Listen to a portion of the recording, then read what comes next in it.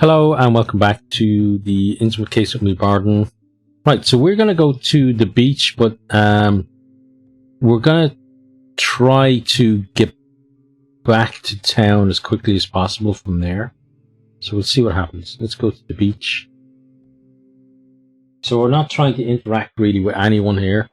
The beach. The screeching of seagulls and endless white, well, brown, okay, finally grey beach. And the sound of the waves. Clean, well, potentially clean water. The algae are way too dense to really tell. You walk on the sand and move a little closer to the water line, curious about what you might discover there. Although the sea is not stormy, the tide is low. Innsmouth Beach is not really a touristy place. Everything is simply too grey. This is what you associate with a real vacation. Sea. The sea, on the horizon the ocean looks limitless. The rhythm of the waves is hypnotic. Spending time here is much better than visiting the dive bar next door. In the future you should make day trips to rundown coastal villages more often. Lost in thought, you keep wandering over the dunes. You notice how all the colours of the sea and the beach seem to be swallowed up by the strange light conditions here. You hold your hand up in front of your face. Your skin looks grey and matte, but still, you feel relaxed. The murmur of the sea invigorates you. You feel a deep sense of longing within you, a serene sense of inner peace and freedom until the techno music starts. A monotonous beat, the sound seems to come directly from the beach bar a few hundred yards off in the distance, which appears to be surrounded by about a dozen people. Given the changing weather, it's perhaps no surprise. What else is one supposed to do on this beach apart from drink cheap cocktails and dancing to bad music? Something strange grabs your attention, a kind of cage standing in the shallow waters. It's 12 feet wide and deep. You walk to the cage. Thanks to the low tide, you're able to get close to the strange object. The sea has retreated into the distance, so the cage stands there looking strangely lost. As you approach it, you take off your shoes and socks and turn your trouser legs up a little. Finally, you stand in front of the cage. There is a visible line on the cage, about 3 feet from the ground. The metal on the top half still looks quite stable. The bottom half must normally be submerged in the water. Slimy black algae winds around the metal rods. What's strange to you is the position of the cage. Very strange, dunes are not that far away. On your way, you notice that this is the part of the beach that usually remains untouched by the water, so even the high tide doesn't get to it. You must have only walked 50 yards. Even if the tide comes in, you think that the cage will never actually be completely submerged in the water. But isn't that the point of these things? You start thinking about lobster cages, and then shark cages. That's all you'll find here. You linger for a bit, then walk back to the sandy part of the beach. The cries of the seagulls are increasingly drowned out by early 90s techno beats. One note, that's all some people need to enjoy themselves. One note in an endless loop. The owner of the beach bar has taken great pains to make up for some of Innsmouth's deficits. The bar is made from wooden planks and features a nice countertop and exotic canopy made from palm trees. Admittedly, the palm trees are no longer green. They're grey and dried out just as if a demon had sucked the life force out of them. But it's easy to imagine that all this must have looked quite pretty once. The bar is flanked by wooden bar stools, and a few meters away towards the ocean, 2 rows of deck chairs have been put up so that people can get drunk while lying down.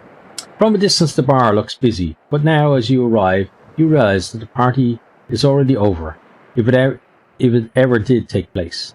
A dozen people hang out here. A few surfer dudes stagger about like zombies. Some of them carry empty cocktail glasses around. Some of them yell, "Party!" and "Woohoo!" enthusiastically. Precisely this kind of people.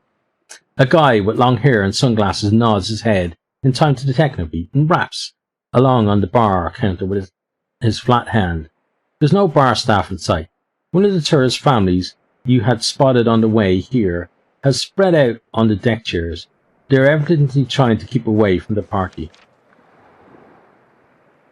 You look around. CEO, I just want to go back to the town. Please just let me go back to the town. Let's sit at the bar. You follow an instinct and sit down at the bar. This place reminds you of your favourite bar in Boston. Only that there's sand on the ground instead of vomit. You feel at home. Some hippie is poking at the slush fruit remains in his cocktail glass. With a straw, he nods over to you as you sit down. This is clearly not his first drink. Where's the bartender? Where's the bartender? He stops poking the fruit in his glass around and pushes his bandana in place. Dunno. Things were really happening. You get me? Then Zeke took off about an hour ago. And since there's no booze. He sighs. It's the kind of sigh that you might hear from a war veteran. Why would someone simply leave a busy bar? A bar with unattended supply of alcohol? Something's not right. Oh, I want to just wait for his return. Time passes. Your bottom slowly becomes numb on the uncomfortable bar stool, but by now you're too lazy to move. Finally, yeah, about time, some of the tourists proclaim. What's going on there? A bored-looking man enters the area behind the bar. You wonder how old he is, but it's really hard to tell. He is wearing a stained green shirt, and a twiggly G is embroidered on the left breast pocket. This must be Zeke, the bartender. When word of the barman's return is spread, holidaymakers swarmed the beach bar like bees, rounded to honeypot. Sorry it took so long. Part-time job at the hotel, he says, bored, and attaches a little sign to his shirt, which reads, Happy to serve you today, Ezekiel. You get one round of Innsmouth specials on me. He expertly lines up a row of tall highball glasses, and begins to cut up pineapple. People start cheering, Go Zeke! Go Zeke! Two young men start chanting. They enthusiastically jump up and down while hugging each other. It takes a while until the first rush to the bar is over. You wonder what you could ask Ezekiel. Let's leave him in peace.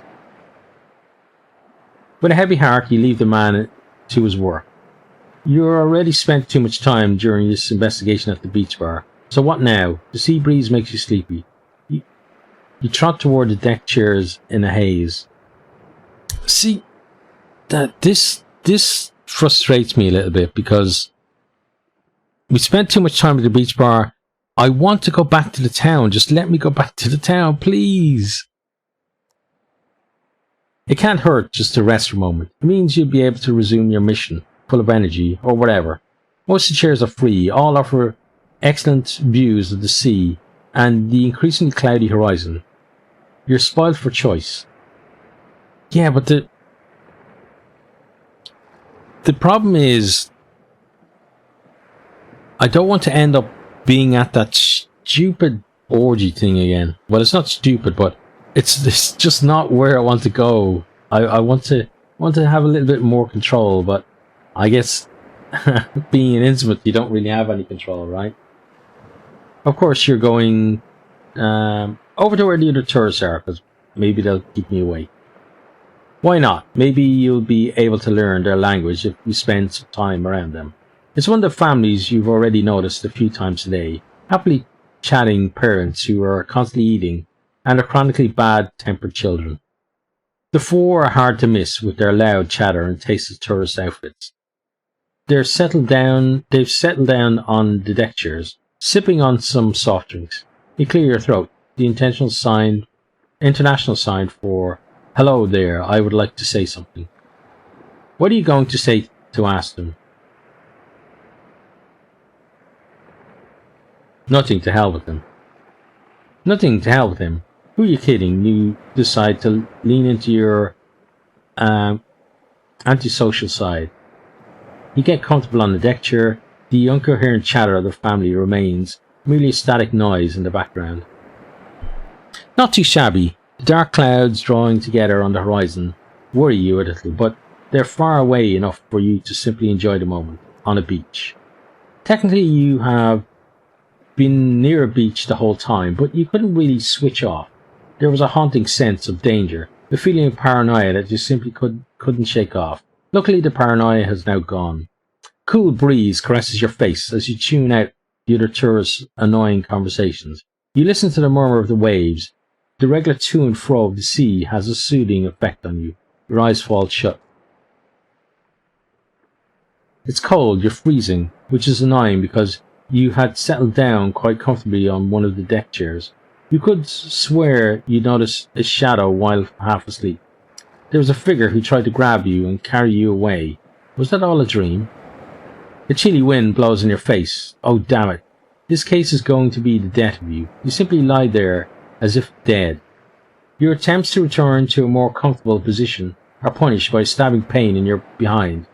Some bit from the chair is digging into you. Probably a cheap model. Damn tight asses, you mutter weakly and push yourself into an upright position. The sun is now set and all other holidaymakers have gone. Instead of freezing their asses off, they're probably sitting in a warm hotel by now. The moon illuminates the beach and the waves shimmer in its eerie green glow. Green. Nature is fascinating. You stretch your tense neck when you notice some light in the distance. Night has fallen and with each passing minute it seems to get chillier. The light appears to be moving and leading away from the town. You wonder whether you should take a closer look at the spectacle or go to your warm hotel. So, how do we have a warm hotel? Because we didn't check in. Unless this saved from something else. But we're going to go to the hotel. To the hotel. Why not? It's freezing and you're already screwed up case. The day is over and there's no way you'll manage to find the little girl today. Off to the hotel. You leave the beach bar with a heavy heart and walk back to the harbour. Heavy? Heart's not that heavy, I have to say. Darkness has befallen Innsmouth. Old-fashioned gas lights illuminate a few patches along the dark alleyways, but generally it doesn't look as if the town planners were too fussed with providing adequate lighting. Some streets are completely plunged into darkness. You struggle more and more to find your way around. Was this awful gargoyle already here earlier in the afternoon? Or are you in the wrong part of town altogether? When you're almost about to give up your search for the Gilman Hotel and resigned to finding a cozy spot somewhere on the curb, you see the outline of the hotel roof. Luckily, the hotel is set apart, clearly from the misshapen nearby tenements. The Gilman Hotel is an architectural masterpiece, although right now in the dark you can't make out many of its stylistic features. The hotel majestically rises 4 stories above the rickety houses that surround it. A sea of leaves glints in the light of the moon. Must be ivy. An empty parking lot makes you think that the hotel must still have some rooms available. You felt like you've been followed for a long time. The growling paranoia and constant glancing over your shoulder. You'll be able to forget all of this very soon. You follow the path leading up to the entrance and come to a standstill in front of a massive oak door. Your hand touches the cold metal handle. You press it down and pull, but to your surprise, the door doesn't open. The hotel seems shut. Look for another way in. You walk around the property. Metal bars in front of the windows make it impossible to simply climb inside, but you had at least hoped to find a lit window, which you could knock on to make yourself known to someone inside. They won't even let you give one of the night shift staff a good scare. All the rooms inside the hotel seem to be in complete darkness, including the foyer. No one is working. No one is having a drink at the hotel bar. The whole building seems to be completely shut down. Keep walking around the hotel. You walk around the whole hotel, still hoping to find a little window somewhere. No such luck. Soon you're back at the entrance. It's hard to believe such a thing is possible these days, but the hotel really seems to be closed. No one is allowed in or out, for that matter. Do the guests know that they're locked in the building overnight? Will there be another gormless tourist in an hour or two trying to get in just like you are now? Not actually your problem, you remind yourself. You turn around, leave the hotel behind you, and walk back to the streets. Okay, and although, again, that it's a lot of old ground gone over again, I think that's where we're going to leave it, because then next time we've kind of set it up nicely for to see whether pretending to be Gary is going to work or not. So hope you have enjoyed this one. Hope you're keeping safe out there, and hope to see you next time. Goodbye. I hope you enjoyed this video. If you did, maybe consider hitting the subscribe button there on the right, or checking out some other videos here on the left, or perhaps you might even share with some friends.